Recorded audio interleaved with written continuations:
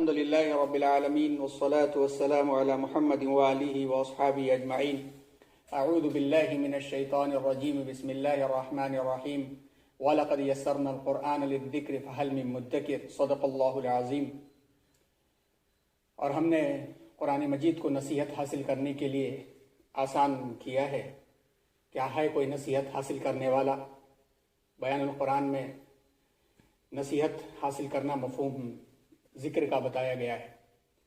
قرآن دنیا کی تمام کتابوں کے مقابلے میں غیر زبان والوں کے لیے بھی پڑھنا اور اس سے نصیحت حاصل کرنا آسان ہے.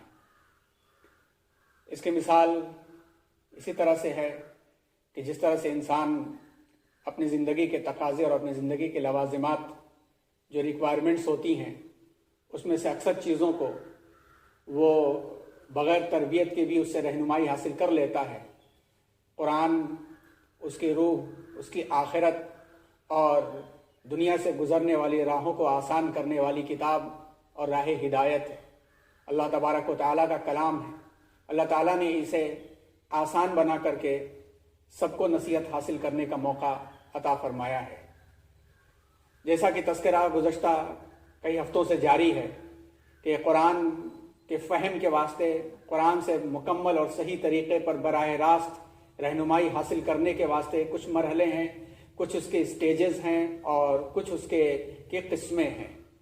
اور اس کو ہم نے مقصد بعثت نبوی صلی اللہ علیہ وسلم کو بنیاد بنا کر قرآن فہمی کے مراحل کے حصوں میں بانٹ کر کے بیان کرنے کی ہم نے کوشش کی ہے. اور یہ مقاصد اربعہ یتلو علیہم آیاتہ ویزکیہم ویعلمہم الکتاب والحکمہ، یہ چاروں جو مراحل ہیں یہ تمام موقر اور مستند تفاسیر کے اندر مفسرین کرام نے قرآن مجید کی تعلیم اور تربیت اور قرآن کے تقاضوں کی تعلیم و تربیت، قرآن کے مضامین کی تعلیم و تربیت اسی کی طرف رہنمائی کی ہے.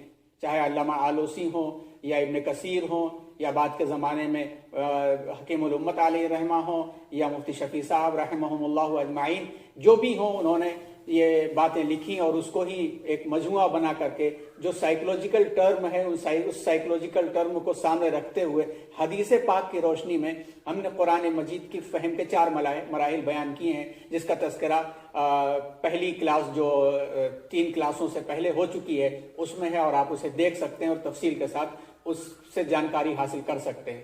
کہ حدیث میں آپ کو معلوم ہوگا کہ 7 سال کی عمر کا بچہ پہنچ جائے تو 3 سال تک 10 سال کی عمر تک تربیت کے بارے میں، نماز کی تربیت کے بارے میں کہا گیا. پھر اس کے بعد بستر الگ کرنے کے لیے کہا گیا، اور اس کے بعد بلوغت کے بعد سے جو احکامات اس کے اوپر عائد ہوتے اس کو کہا گیا. پھر شادی کی عمر پہنچ جائے تو شادی کی عمر کے بارے میں کہا گیا. تو فقہا نے جو اس کے بارے میں کہا ہے 18 سال کی عمر بھی بیان کی گئی ہے، 14 سال کی عمر بیان کی گئی ہے، 10 سال کی عمر. تو 7 سال، 14 سال اور 18 سال یہ تینوں عمریں بڑی اہم ہیں. اور سائیکولوجیکل اعتبار سے بھی جو فزیکل چینجز آتے ہیں، جو کروموزومز جس طرف ایکٹیو ہوتے ہیں، پھر انٹیلیجنس بڑھتے بڑھتے 18 سال کی عمر تک ذہانت مکمل ہو جاتی ہے، پھر اس کے بعد وزڈم اور حکمت کا دور شروع ہوتا ہے. تو اسی کو سامنے رکھتے ہوئے سلیبس بنائے جاتے ہیں، نصاب بنائے جاتے ہیں. قرآن مجید کا بھی نصاب اسی طریقے پر ہے، اور مقصد بعثت نبوی صلی اللہ علیہ وسلم کو سامنے رکھ کر کے قرآن فہمی کے لیے بھی جو نصاب مدارس میں اور موقر اداروں میں بنائے جاتے ہیں اسی طرز کے. تو پچھلے 2 کلاسوں میں خاص طور پر یتلو علیہم آیاتہ میں کی تلاوت، اپنے حق کے ساتھ کی تلاوت کا جو حق ہے تجوید اور ترتیل، کس عمر تک بچے کو آ جانا چاہیے، اس میں ہم نے 5 سال سے لے کر کے 7 سال اور زیادہ سے زیادہ 10 سال تک کا وقت بیان کیا تھا. پھر اس کے بعد یزکیہم، تزکیہ نفس کی اہمیت کے بارے میں بات ہوئی تھی تفصیل کے ساتھ پچھلی جمعرات کو اور پچھلی کلاس میں. اور اس میں یہ بات بتائی گئی تھی کہ قرآن کی تجوید اور ترتیل اور قرآن کو سمجھنا اور قرآن کے مضامین کو جاننا سب کا مدعا اور مقصد ہے کہ اصلاح نفس ہو جائے، اور اس کی تفصیلات بیان کی گئی تھی. تیسرا مقصد جو مقصد بعثت نبوی صلی اللہ علیہ وسلم میں ہے وہ ہے علم الکتاب، تعلیمی کتاب. وَيُعَلِّمُهُمُ الْكِتَابَ. الکتاب سے یہاں کیا مراد ہے؟ آج اسی کا عنوان ہے اور اس کے مراحل ہیں. اور اس عنوان میں ان مراحل کے اندر آپ غور کریں اور آپ دیکھیں تو اس کو ہم نے قرآن مجید کی تفہیم کے مراحل مقاصد بعثت نبوی صلی اللہ علیہ وسلم کے تناظر میں۔ تیسرا مرحلہ وَيُعَلِّمُهُمُ الْكِتَابَ، اس کو ایک ڈائیگرام کی شکل میں ہم نے بنانے کی کوشش کی ہے، اور اس کو پہلی چیز کہ الکتاب کا معنی اور مفہوم کیا ہے، دوسری چیز تعلیم کتاب سے مراد کیا ہے، تیسری چیز طرز تعلیم کتاب کیا ہوتی ہے۔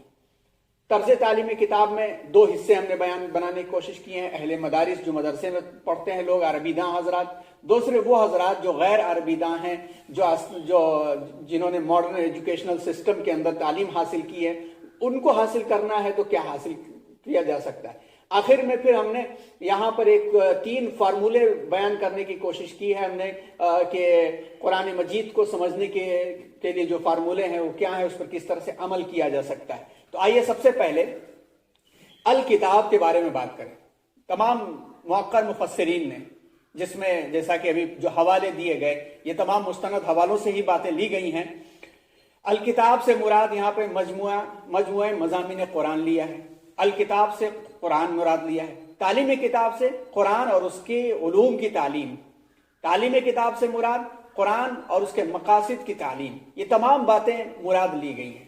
الکتاب قرآن مجید میں کتنے معنوں میں استعمال ہوا ہے؟ تو سب سے پہلی چیز جو ہم یہاں دیکھنے کی کوشش کریں گے اور سمجھنے کی کوشش کریں گے، عربی زبان کا جاننے والا شخص جانتا ہے کہ الکتاب میں لفظ آپ یہ دیکھیں، روٹ ورڈ پر غور کریں تو آپ کو ملے گا کاف، تا اور با، یہ روٹ ورڈ ہے، اسی سے یہ الکتاب لفظ بنا ہے۔ کتبہ کا مطلب ہوتا ہے لکھنا، اور اسی سے یہ مصدر اور اسم ہے الکتاب، یعنی لکھی ہوئی چیز کے معنی میں۔ تو کتابت، لکھنا، کاتب، مکتوب، یہ سارے کے سارے الفاظ الکتاب کے کتبہ کے مفہوم کے اندر آتے ہیں، اسی سے الکتاب لفظ بنا ہے۔ قرآن میں یہ لفظ جو ہے کچھ خاص معنوں میں استعمال ہوا ہے، اور خاص طور پر اہم جو ہیں وہ 10 معنوں میں استعمال ہوا ہے، اور تقریباً قرآن مجید میں 225 آیتیں اس کے بارے میں الکتاب کا لفظ جس میں آیا ہے وہ 225 آیتیں۔ سب سے پہلا سب سے زیادہ جو مراد ہوا ہے کہ الکتاب سے مراد قرآن مجید ہے، الکتاب سے مراد قرآن مجید ہے، اور اس کے بارے میں یہاں پر جیسا کہ قرآن میں سورہ فاتحہ کے بعد سورہ بقرہ جب شروع ہوتی ہے، بسم اللہ الرحمن الرحیم، الف لام میم ذالک الکتاب لا ریب فیہ۔ اب اس میں اشارہ کیا ہے؟ ذالک الکتاب، یہ وہی کتاب ہے۔ کون سی کتاب؟ جس کے بارے میں تم ہدایت طلب کر رہے تھے، اہدنا الصراط المستقیم۔ اسی طرح سے قرآن مجید میں وَهَذَا كِتَابٌ أَنزَلْنَاهُ مُبَارَكٌ سورۃ الانعام میں بیان کیا گیا، اور ایسے ہی تقریباً 69 مرتبہ 69 ٹائمز جو ہے قرآن مجید الکتاب سے مراد ہے۔ دوسری مراد الکتاب سے آسمانی کتابیں بھی لی گئی ہیں، آسمانی کتابیں لی گئی ہیں جس میں اللہ تعالیٰ نے دیگر نبیوں پر جو کتابیں نازل کی ہیں، 114 آیتیں تقریباً اس کے بارے میں بیان کی گئی ہیں۔ جیسے سورہ بقرہ میں آپ دیکھیے آیت نمبر 44 میں اللہ نے ارشاد فرمایا، بسم اللہ الرحمن الرحیم، اتأمرون الناس بالبر وتنسون انفسکم وانتم تتلون الکتاب۔ کہا گیا اہل کتاب سے کہ تمہارا معاملہ تو یہ ہے کہ لوگوں کو تم بھلائی کا حکم کرتے ہو اور اپنے آپ کو چھوڑ دیتے ہو، اپنے بھلائی کرتے نہیں ہو، اور تم کتاب پڑھتے ہو۔ تو یہاں پہ مراد آسمانی کتاب۔ اور ایسے ہی سورہ بقرہ میں ہی دیکھیے، وقالت النصارى لیست الیہود علی شیء وہم یتلون الکتاب، یہاں پر بھی کتاب سے مراد آسمانی کتاب۔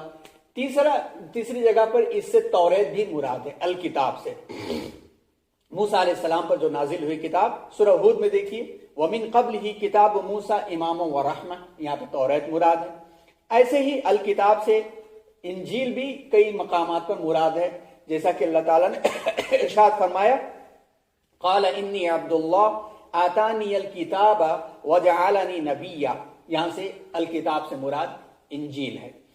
ایسے ہی الکتاب سے ڈیوریشن اور مدت اور ٹائم بھی مراد لیا گیا ہے، اور پیریڈ، مدت، ٹائم، ڈیوریشن بھی مراد لیا گیا۔ سورہ بقرہ میں اس کا تذکرہ ہے، کہ وَلَا تَعْزِمُوا عُقْدَةَ النِّكَاحِ حَتَّى يَبْلُغَ الْكِتَابُ أَجَلَهُ، یہاں پہ ڈیوریشن مراد لیا گیا ہے۔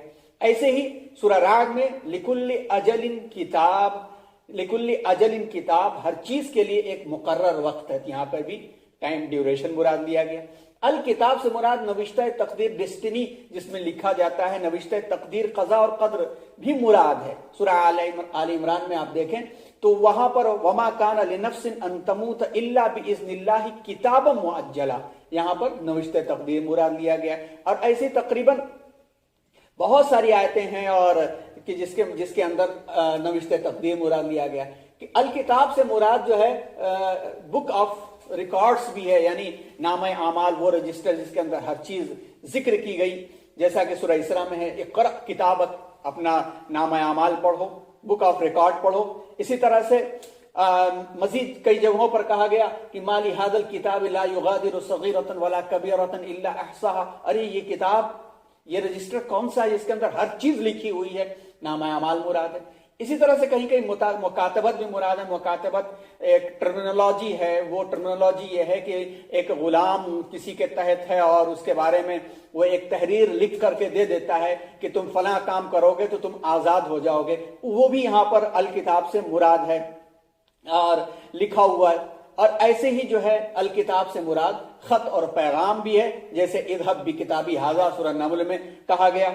پھر الکتاب سے حکم اور قانون بھی مراد ہے، خاص طور پر والمحصنات من النساء الا ما ملکت ایمانکم کتاب اللہ علیکم، اللہ نے تم کو لکھ دیا ہے، قانون بنا دیا ہے۔ تو یہ 10 معنوں میں الکتاب کا مفہوم استعمال ہوتا ہے۔ اب تعلیمی کتاب سے کیا مراد ہے؟ تعلیمی کتاب سے جو مراد ہے اس میں اکثر مفسرین نے جو لکھا ہے، نمبر 1 فریضہ تعلیم۔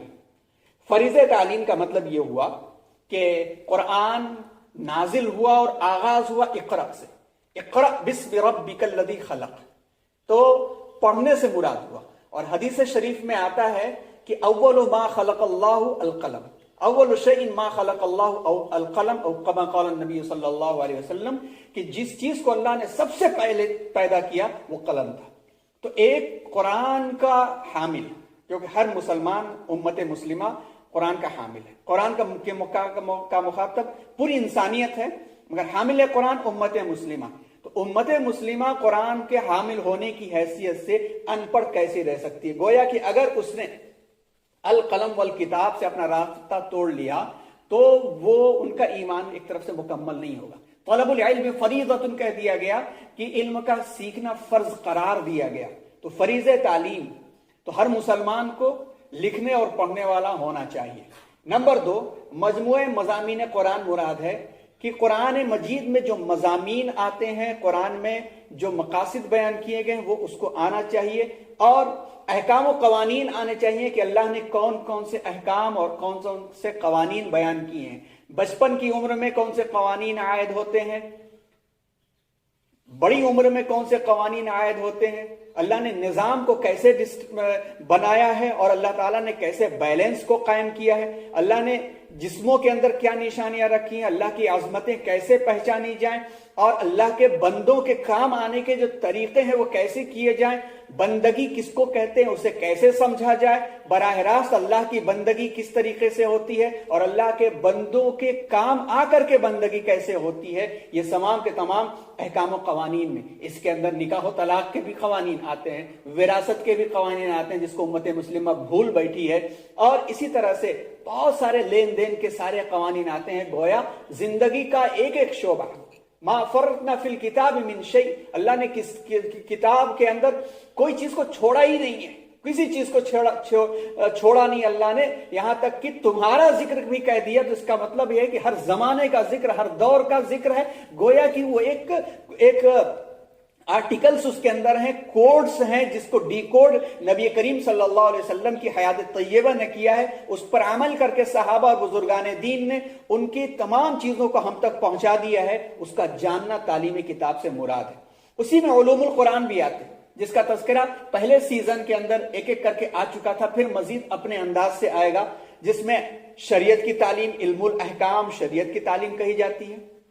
علم الجدل وہ ڈیبیٹ اور وہ مجادلہ ہے کہ منکرین کے اوپر کہ اس طرح سے کیوں تم اللہ کے باغی بن رہے ہو؟ اللہ کے باغی بن کے تم کیا حاصل کر سکو گے؟ دنیا نے اللہ سے بغاوت کیا، کیا حاصل کر سکی؟ دنیا کے گھر کے اندر بند بیٹھی ہے، باہر نکلنے اور ملنے ملانے سے ڈر لگتا ہے۔ علم التذکیر بے ایام اللہ، کہ اللہ تعالیٰ نے تذکرہ کیا پچھلی قوموں کا جو ناکام ہو گئی، تذکرہ کیا اللہ نے نبیوں کا اور اچھے لوگوں کا جو کامیاب ہو گئے۔ علم التذکیر بے آلاء اللہ، اللہ تعالیٰ نے نشانیاں بیان کی ہیں، انسانیت کے فائدے کے لیے بیان کی ہیں۔ فَبِأَيِّ آلَاءِ رَبِّكُمَا تُكَذِّبَانِ۔ اسی طرح علم التذکیر بالموت وما بعد الموت، یہ روح یہ جسم چھوڑ کر کے اپنی ماہیت تبدیل کر لے گی، عالم برزخ آئے گا، عالم آخرت آئے گا، وہ ایک الگ عالم ہے، اس کے بارے میں معلومات۔ یہ علوم جس کے اندر قصے اور واقعات اور مثالیں سب ہیں، تو تعلیم کتاب سے یہ تمام کے تمام مراد ہے کہ یہ تمام کی تمام چیزیں ایک مسلمان کو آنی چاہیے۔ اب میں تھوڑا